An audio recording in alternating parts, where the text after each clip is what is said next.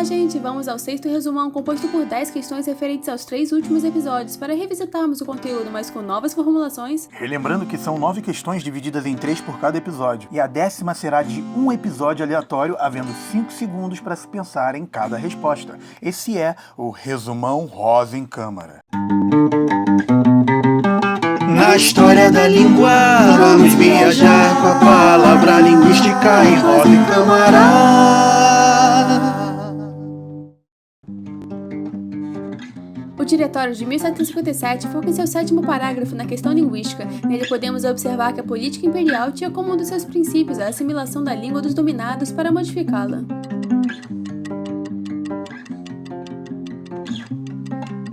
Na verdade, a questão linguística aparece no 6º parágrafo, já expondo que um dos princípios da política colonial não tem nada a ver com a assimilação de quem foi dominado, mas sim introduzir a língua do dominador nos povos dominados. Portanto, se você disse que era falsa, parabéns! O Marquês de Pombal e o Bispo Miguel de Bulhões, autores do Diretório de 1757, começaram a ver os jesuítas como inimigos a partir do momento em que estes passaram a deixar de ensinar latim aos indígenas.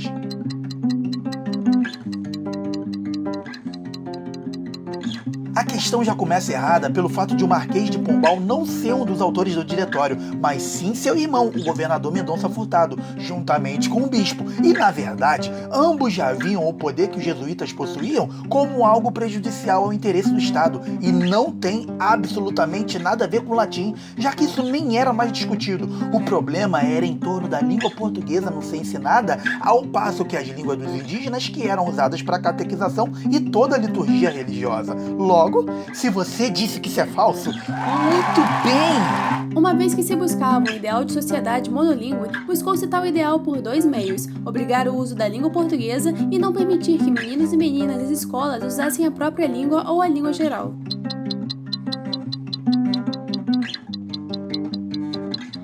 De fato, já que o uso de qualquer outra língua que não fosse a portuguesa era considerado um abuso, os diretores das povoações seguiram essas 2 direções: a obrigatoriedade do uso da língua portuguesa e a não permissão de meninos e meninas das escolas e os indígenas que fossem capazes de usar a língua portuguesa usarem a própria língua, ou a chamada língua geral, o tupi. Sendo assim, se você disse que era verdadeiro, excelente! A política colonial portuguesa, a partir do Diretório de 1757, passa por uma espécie de guinada. Haja visto o fato de os jesuítas, até então, terem total liberdade quanto à educação indígena, a ponto de serem chamados de civilizadores de índios.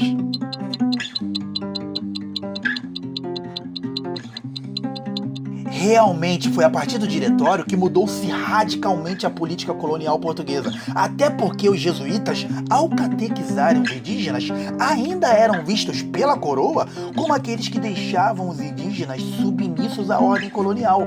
Por isso, se você escolheu a opção que diz que é verdadeiro, parabéns! Só começaram a aparecer recomendações reais quanto à obrigatoriedade do ensino da língua portuguesa no início do século XVIII. Tal política já restringia o uso da língua geral ou de outra língua indígena, defendendo assim o monolinguismo.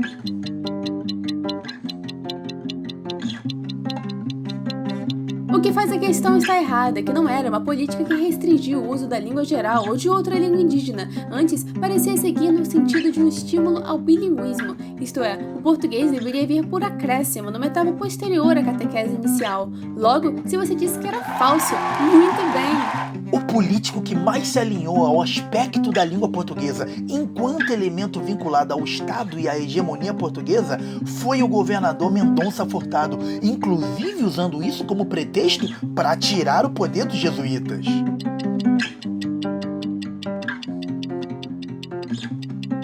O governador Mendonça Furtado realmente foi o político mais alinhado à coroa na questão linguística, a ponto de aproveitar disso para pôr todo o seu repúdio aos jesuítas para fora, inclusive dizendo, entre outras coisas, que os jesuítas eram desobedientes às ordens de ensinar português nas aldeias.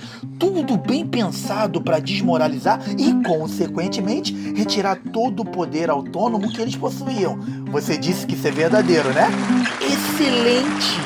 Tiveram ações como leis e decretos que manifestavam a questão linguística como um aspecto conflituoso no século XVIII, sim, mas tais ações também aconteceram devido às concordâncias geradas acerca do uso da mão de obra indígena.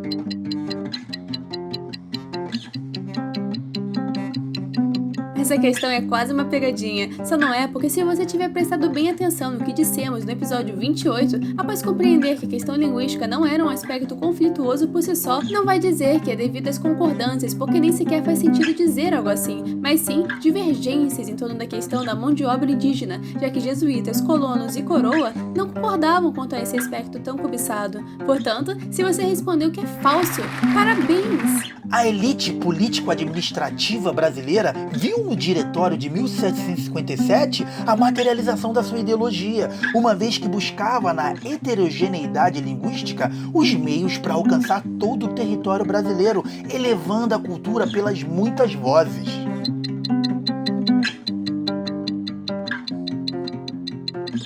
Nada mais equivocado do que o enunciado propõe, porque essa elite sempre viu na homogeneidade o ideal, já que foi incutida em seus integrantes uma ideologia homogênea. Portanto, não veriam uma cultura que manifesta as muitas vozes ou línguas como algo elevado, muito pelo contrário. E como acredito que você não caiu nessa, logo disse que é falso, não é isso? Muito bem! Apesar de tentativas contrárias, os indígenas seguiram sendo explorados e, como retribuição, ainda eram castigados fisicamente ao invés de receberem salários, além de terem suas línguas apagadas ou discriminadas.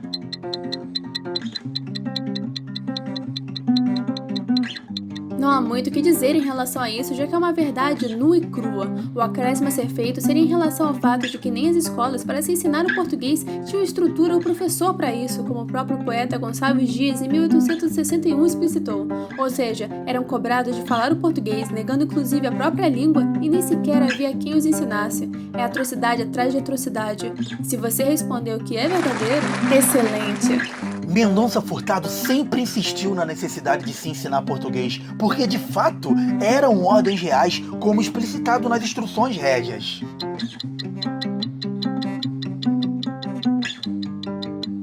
Essa questão é muito errada. Comecemos pelo fato de, em momento algum nas instruções régias dadas a Mendonça Furtado pelo rei, ter qualquer menção específica à língua. Ou seja, isso é totalmente falso, porque na verdade Mendonça Furtado tinha como estratégia solidificar o domínio político e econômico de Portugal sobre a Amazônia e deixar os jesuítas sem autoridade. Por isso que, entre outras coisas, dizia que eles resistiam às ordens reais usando e ensinando unicamente na língua geral e que também cometiam heresias.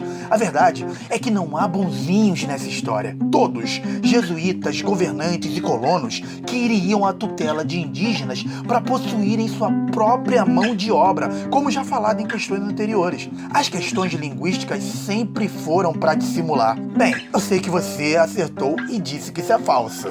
Parabéns! Então, gente, esperamos vocês nos próximos episódios, mas não se esqueçam de deixar o joinha e comentar o que acharam das questões, pois isso nos ajuda demais. E compartilhem com quem vocês achem que possa aproveitar o nosso conteúdo, tanto deste quanto dos outros quadros. E não esqueçam que a gente sempre diz: Entre Rosa e Câmara, a gente viaja na história da língua.